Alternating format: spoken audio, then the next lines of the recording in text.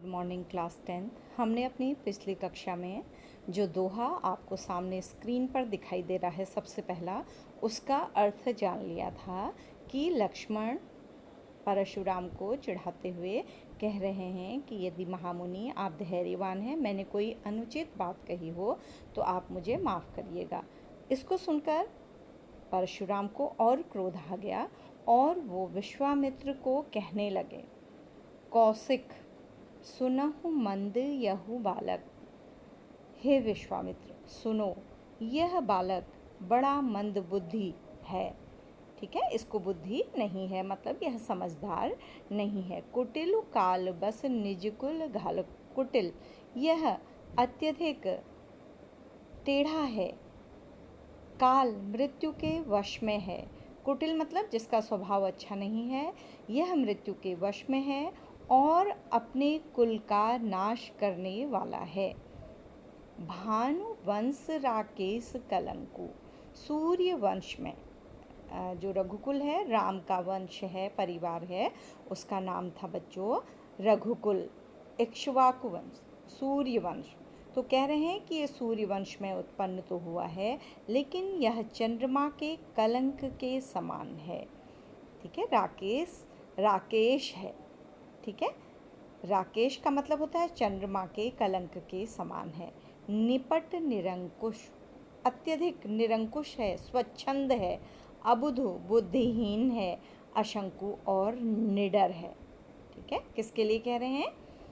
लक्ष्मण के लिए। और किससे कह रहे हैं?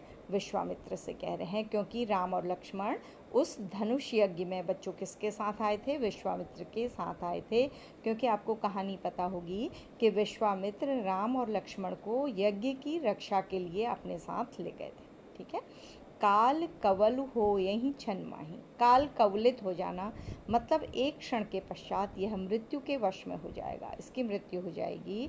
कहूँ पुकारी खोरी मोहि नाही, मैं बार बार ये चेतावनी दे रहा हूँ, जोर जोर से कह रहा हूँ, फिर मुझे दोष मत देना। ठीक है, तुम हटकहूँ जो चाहूँ उबारा। हे विश्वामित्र, यदि आप इसे जिद करके बचाना चाहते हैं, क्योंकि आप इनके साथ हैं, तो कही प्रताप बलु रोष हमारा, तो इसे चुप कराइए। मेरे प्रताप के बारे में, मेरे बल के बारे में, मेरे यश के बारे में, मेरे बल के बारे में और मेरे क्रोध के बारे में उसको बताइए। लखन कहो मुनि सुजसु तुम्हारा। लक्ष्मण फिर बोलने लगे, वो चुप नहीं रह सकते थे। हे मुनि, आपका सुयश आपके रहते दूसरा कौन वर्णन कर सकता है? हे मुनि, अपना सुयश जो इतनी देर से आप वर्णन कर रहे हैं, तुम ही अक्षत को वर्णे पारा, तुम्हारे अतिरिक्त कौन उसका वर्णन कर सकता है? इतना यश है तुम्हारा, तो तुम्हारे यश का वर्णन तुम्हारे अतिरिक्त कोई नहीं कर सकता। अपने मुँह तुम आपनी करनी, तुम अपने मुँह से ही अपनी वीरता का वर्णन कर रहे हो, बार बार अपनी प्रशंसा कर रहे हो। बार अनेक भांति बहुवर्णी, और एक बार नहीं अनेकों बार तुमने अनेक प्रकार से अपनी वीरता का वर्णन कर लिया है। नहीं संतोष तब पुनि कछु कहे हों, यदि आप संतुष्ट नहीं हुए हों, आपको लगता हो कि आपको अपने बारे में कुछ और कहना है, तो आप जनिरिस रो की दुसह दुख सहूँ, तो आप अपनी उन बातों को कहने से मत रुकिए, आप अपने गुस्से को रोकिए मत और असह्य दुख को सहन मत करिए। मतलब लक्ष्मण उनको चिढ़ा रहे हैं कि यदि आपको कुछ और भी कहना है तो आप कह दीजिए, नहीं तो आपको क्या आएगा? क्रोध आएगा। वीर व्रती तुम धीर अक्षोभा, तुम शूरवीर हो, धैर्यवान हो, गुस्से से रहित हो, गारी देत न पावत क्षोभा। तो गाली देते हुए शोभा लिखा है भैया यहाँ पर, बेटा भैया कह रही हूँ मैं, सॉरी बेटा, तो ये होगा शोभा। तो गाली देते हुए तुम शोभा नहीं पा रहे हो, मतलब गाली देते हुए आप अच्छे नहीं लगते हैं। तो यह कहकर भी उन्होंने प्रकारांतर से ऋषि का क्या उड़ाया है? मजाक उड़ाया है, उन्हें व्यंग किया है। क्योंकि उन्हें कहा है तुम वीर हो, तुम धैर्यवान हो और तुम्हें गुस्सा नहीं आता है, क्षोभ रहित हो। तो यह कहकर भी उनका क्या किया है? अपमान किया है। तो फिर उन्होंने कहा है सूर समर करनी करहीं, कहीं न जनावहीं आप। सूर, शूर मतलब वीर, समर युद्ध भूमि में, करनी करहीं कर्म करते हैं, कहीं न जनावहीं आप, कहकर अपने आप को जाहिर नहीं करते हैं, मतलब अपनी तारीफ नहीं करते हैं। विद्यमान रण पाई रिपु, विद्यमान उपस्थित रण युद्ध भूमि में, पाई रिपु पाकर शत्रु को, कायर कथहि प्रताप, जो कायर व्यक्ति होता है वही अपने बारे में तरह तरह की बातें करता है, क्योंकि वो युद्ध तो कर नहीं सकता, तो अपने बारे में अपनी वीरता की क्या करता है, बातें करके सामने वाले शत्रु को क्या करना चाहता है, डराना चाहता है। तो ऐसा कहकर बच्चों लक्ष्मण ने क्या कह दिया है कि वो आपकी इन बातों से बिल्कुल डरे नहीं हैं। यदि आपको युद्ध भी करना है तो वो उसके लिए क्या है, प्रस्तुत है। फिर लक्ष्मण अभी चुप नहीं हुए हैं, फिर कह रहे हैं, हे मुनि तुम तो कालू हाँक जनी लावा, आप तो काल को जैसे बुला बुलाकर मेरे लिए क्या कर दे रहे हैं, यहाँ पर उपस्थित कर दे रहे हैं, बुला ले रहे हैं। हाँकना कहते हैं बच्चों, जैसे पशुओं को एक डंडे से हाँक कर क्या कर लिया जाता है, इकट्ठा कर लिया जाता है या इधर उधर भेज दिया जाता है। तो बार बार मोहि लागी बुलावा, बार बार आप मेरे लिए उस मृत्यु को क्या कर रहे हैं, बुला रहे हैं। ऐसा लग रहा है कि मृत्यु भी आपके वश में है और बार बार आप उसको मेरे लिए क्या कर रहे हैं, यहाँ पर बुला रहे हैं। सुनत लखन के वचन कठोरा, लक्ष्मण के इस प्रकार के कठोर वचनों को सुनकर परसु सुधार धरेयू कर घोरा, विश्वामित्र ने फरसे को और अच्छी तरह से तेजी से हाथ में पकड़ लिया। परसु सुधार, फरसे को अच्छी पोजीशन में किया और हाथ में क्या कर लिया, जोर से पकड़ लिया। कर घोरा, जोर से। अब जन देव दोष मोहि लोगो, अब मुझे लोग दोष न दें। अवधि भाषा है बच्चों, मैंने पहले भी बताया था आपको, तत्सम शब्द अवधि के शब्द हैं, तो स और श का अंतर दिखाई देगा आपको, ठीक है। तो कह रहे हैं कि लोग यहाँ पर उपस्थित लोग मुझे दोष न दें, मेरे गुस्से को दोष न दें। कटुबादी बालक बतजोकु, कड़ुआ बोलने वाला यह बालक, यह लड़का वध के योग्य ही है, यह तो मारने के ही योग्य है, इसको मारने का समय आ गया है। बालक बिलो की बहुत में बाचा, इसको छोटा समझकर, बालक समझकर मैंने अब तक बचाया, खाली मैं बोलता रहा। अब यह मरनिहार भाषाचा, लेकिन यह स्वयं ही सच में मरने के लिए क्या हो गया है, तैयार हो गया है, ठीक है। ये मरने पर ही उतारू हो गया है। कौशिक कहा क्षमीय अपराधो, विश्वामित्र घबरा गए थोड़ा सा। उन्होंने कहा कि हे नाथ अपराध को क्षमा करिए। क्यों बेटा, वो जानते हैं कि लक्ष्मण और राम से कोई जीत नहीं सकता है, लेकिन उनमें विनम्रता है, वो परशुराम का क्या करते हैं, सम्मान करते हैं, इसलिए कह रहे हैं। कौशिक ने कहा या विश्वामित्र ने कहा कि हे नाथ अपराध क्षमा करिए। बाल दोष गुण गणहि न साधु, जो महान लोग होते हैं वो बालकों के दोष और गुणों को नहीं गिनते हैं, वो बालकों की बातों को नहीं सुनते हैं।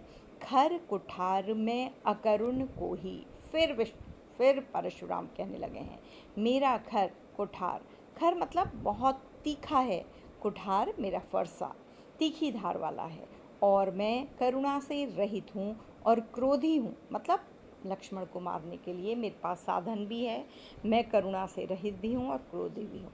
आगे अपराधी गुरुद्रोही, और मेरे आगे ऐसा व्यक्ति खड़ा है जो अपराधी है। अपराधी किस बात का है, शिव धनुष को तोड़ने का अपराधी है, और गुरुद्रोही, और गुरु से, मुनियों से द्रोह करने वाला है, ईर्ष्या करने वाला है, उनसे अच्छी तरह बात करने वाला नहीं है।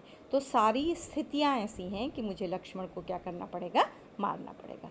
उत्तर देत छोड़ो बिनु मारे, ये बार बार मुझे उत्तर दे रहा है, अगर मैं इसे बिना मारे छोड़ रहा हूँ, केवल कौशिक सील तुम्हारी, हे विश्वामित्र, केवल तुम्हारे स्वभाव के कारण, तुम्हारी विनम्रता के कारण, तुम्हारे साथ आए हुए इस बालक को मैं छोड़ रहा हूँ, वरना मैं अभी तक इसे क्या कर देता, मार देता। न तो यही काटी कुठार कठोरे, नहीं तो मैं अभी तक इसको अपने तीखे कुठार से, अपने फरसे से क्या कर देता, मार देता। और थोड़े से ही परिश्रम से मैं गुरु ऋण से क्या हो जाता, उऋण हो जाता। मुझे परिश्रम भी कम करना पड़ता, क्योंकि इस शत्रु को मुझे ढूंढना नहीं पड़ता, क्योंकि ये भी क्षत्रिय है, तो इसको मारने का मेरा क्या है, प्रण है। तो अगला है बेटा दोहा है अगला। ये क्या थी, चौपाई थी, मैंने शुरू में आपको बताया है। तो गांधी सूनु कह हृदय हंसी। जो विश्वामित्र हैं, गांधी ऋषि के पुत्र हैं, गांधी सूनु, तो ये भी आ सकता है कि गांधी ऋषि के पुत्र कौन है, विश्वामित्र हैं। तो उन्हें संबोधित कर रहे हैं, वो सोच रहे हैं। कह हृदय हंसी, अपने हृदय में मंद मंद मुस्कुराते हुए सोच रहे हैं। मुनि ही हरियरे सूझ, मुनि को सब कुछ हरा ही हरा दिखाई दे रहा है, अर्थात मुनि सब जगह सब क्षत्रियों से विजयी हो गए हैं, तो वो राम लक्ष्मण को भी उन्हीं क्षत्रियों के समान सोच रहे हैं। ठीक है, मुनि हरियरी सूझ, हरा हरा दिखाई देना। एक मुहावरा है बच्चों कि सावन के अंधे को हरा ही हरा दिखाई देता है, क्योंकि उसने और रंग देखे नहीं होते, और रंग उसको याद नहीं रहते हैं। तो इसलिए कह रहे हैं कि और क्षत्रियों को परशुराम ने हरा दिया है, तो वो समझ रहे हैं कि लक्ष्मण और राम को भी वो क्या कर देंगे, हरा देंगे। अयमई खांडना ऊख मई, अयमई ये दोनों लौह पुरुष हैं, लोहे से बने हुए हैं, मजबूत हैं। खांड न ऊख मई, ये मिठास से युक्त गन्ने के समान कोमल नहीं हैं। अजहु न बूझ अबूझ, ये बात मुनि को बेसमझ होने के कारण वो इस बात को समझ नहीं पा रहे हैं, क्रोध के कारण इस बात को वो अच्छी तरह से समझ नहीं पा रहे हैं। यह कौन समझ रहा है अपने मन मन में, विश्वामित्र ऋषि समझ रहे हैं। ठीक है, अगला है बच्चों, फिर कहें लखन मुनि सीलु तुम्हारा। फिर लक्ष्मण बोलने लगे हैं, उनका क्रोध मुनि के प्रति, मुनि को कुछ कहने का जो मन है वो अभी और है। तो वो कह रहे हैं कि कहें लखन मुनि सीलु तुम्हारा। लक्ष्मण कह रहे हैं कि हे मुनि, आपके स्वभाव को नहीं जान विदित संसारा। कौन नहीं जानता, ये तो पूरे संसार में आपका स्वभाव क्या है, प्रसिद्ध है। मात पिता ही उऋण भय नीके, आप माता पिता के ऋण से अच्छी तरह क्या हो गए हैं, उऋण हो गए हैं। तो ये क्या था बच्चों, परशुराम ने अपने पिता के कहने पर अपनी माँ की गर्दन को क्या कर दिया था, फरसे से काट दिया था। तो उन्होंने कहा आप माँ के ऋण से भी उऋण हो गए और पिता के ऋण से भी उऋण हो गए हैं अच्छी तरह से। ये भी परशुराम पर क्या है, व्यंग है, क्योंकि कोई भी पुत्र जो अपने पिता की आज्ञा से अपनी माँ की शीश को अलग कर दे, उनकी मृत्यु का कारण बने, वो पुत्र होने लायक नहीं है। तो ये भी परशुराम पर व्यंग है। गुरु ऋण रहा सोच बढ़ जी के, बस आपके मन में गुरु का ऋण रह गया है, ये सोच, ये आपके मन को क्या कर रहा है, परेशान कर रहा है। ठीक है, गुरु का ऋण आपके माथे पर रह गया है। सो जनु हमरे ही माथे काढ़ा, तो उसको आप क्या कर दीजिए, अब हमारे हिस्से लगा दीजिए, मतलब मुझे मारकर आप गुरु ऋण से भी उऋण हो जाइए। दिन चली गए ब्याज बढ़ बाढ़ा, क्योंकि अब बहुत दिन हो गए हैं आप गुरु ऋण से उऋण नहीं हुए हैं, मुक्त नहीं हुए हैं, तो अब उसका खाली गुरु ऋण नहीं रहा होगा, क्या हो गया होगा, उसका ब्याज भी हो गया होगा, यानी कि गुरु ऋण आप पर और भी भारी हो गया है। ठीक है, अब आनीय व्यवहारिहा बोली, आप किसी हिसाब किताब करने वाले को, अकाउंटेंट को बुला दीजिए। तुरंत देऊँ मैं थैली खोली, मैं अपने आप को आपके सामने क्या कर देता हूँ, प्रस्तुत कर देता हूँ, क्योंकि मुझे मारकर ही आप उस ब्याज से उऋण, उस ऋण से उऋण हो जाएंगे। सुनि कटु वचन कुठार सुधारा, फिर से कड़वे वचनों को सुनकर परशुराम ने अपने फरसे को फिर से संभाल लिया, मतलब वो लक्ष्मण को मारने के लिए तैयार हो गए। हाय हाय सब सभा पुकारा, सब लोग, सभा में उपस्थित सारे लोग, जितने भी लोग थे धनुष यज्ञ में उपस्थित, वो सब डर गए, क्योंकि परशुराम के क्रोध को जानते थे। वो हाय हाय यह आवाज़ करने लगे, सारी सभा में दुख की आवाज़ गूंजने लगी। भृगुवर परसु दिखावहीं मोही, विप्र विचारी बचौन नृपदोही। फिर लक्ष्मण कह रहे हैं, हे भृगुश्रेष्ठ, आप मुझे बार बार फरसा दिखा रहे हैं, लेकिन विप्र विचारी ब्राह्मण आपको सोचकर, बचौन नृपद्रोही आप अभी तक राजाओं से द्रोह करने वाले हे मुनिश्रेष्ठ, आप ब्राह्मण हैं इसलिए आप अभी तक क्या हो गए हैं, बच गए हैं। तो लक्ष्मण बिल्कुल डर नहीं रहे हैं। मिले न कबहूँ सुभट रन गाढ़े, मुझे लगता है कि आपको मिले न कबहूँ, आपको अभी तक कोई भी वीर ऐसा नहीं मिला है जो असली में वीर हो, वास्तविक वीर हो। द्विज देवता धरहि के बाढ़े, इसीलिए आप अपने घर में ही अपने आप को बड़ा समझ रहे हैं। मतलब कुछ क्षत्रियों को मारकर, कमज़ोर क्षत्रियों को मारकर आप अपने को क्या समझ रहे हैं, बड़ा सोच रहे हैं। अनुचित कही सब लोग पुकारे, अब सब लोग परेशान हैं। वो कह रहे हैं कि लक्ष्मण ये अनुचित कर रहे हैं, अनुचित है, ऐसा नहीं करना चाहिए, क्योंकि वो जानते हैं कि लक्ष्मण यदि ऐसा करेंगे तो वो परशुराम के क्रोध से बच नहीं पाएंगे। रघुपति सय नहीं लखन निवारे, जब अब बहुत हो गया तो राम ने आँखों के इशारे से लक्ष्मण को क्या कर दिया, रोक दिया, क्योंकि राम भी जानते थे कि लक्ष्मण का क्रोध भी बढ़ता ही जाता है और परशुराम भी क्रोधी हैं, तो ये दोनों चुप होने वाले नहीं हैं। तो राम मर्यादा पुरुषोत्तम हैं, समझदार हैं, उन्होंने लक्ष्मण को आँखों के इशारे से रोक।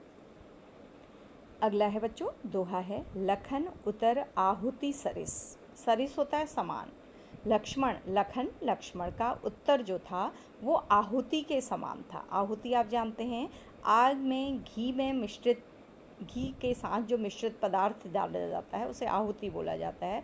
उससे आग क्या हो जाती है, बढ़ जाती है।